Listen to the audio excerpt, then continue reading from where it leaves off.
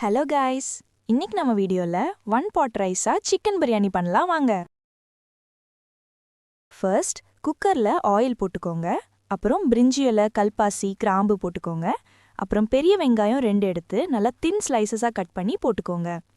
கல்லுப்பு ஆட் பண்ணி நல்லா கோல்டன் ப்ரௌன் வர வரைக்கும் நல்லா சிம்ல வச்சு கிளறி விட்டுருங்க. நெக்ஸ்ட் ஒரு கைப்பிடி அளவுக்கு புதினா அண்ட் கொத்தமல்லி தழை போட்டுருங்க. அதை வதங்கின பிறகு ginger garlic paste 2 spoon add பண்ணிட்டு பச்சை வாசனை போற வரைக்கும் நல்லா வதக்குங்க.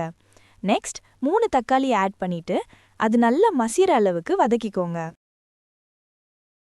நெக்ஸ்ட் நான் ஆட் பண்ணது Sakthi biryani masala 50 grams for ½ kg ரைஸ்க்கு. ரா ஸ்மெல் போற வரைக்கும் வதக்கிட்டு சிக்கன் ½ kg ஆட் பண்ணி நல்ல ஒரு 10 மினிட்ஸ் சிம்ல இருக்கட்டும்.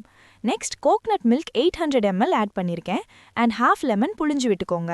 அப்புறம் பாஸ்மதி ரைஸ் 30 மினிட்ஸ் ஊற வச்சு வடிகட்டி வச்சதை ஆட் பண்ணிட்டு குக்கர்ல ஒரு விசில் விட்டுருங்க.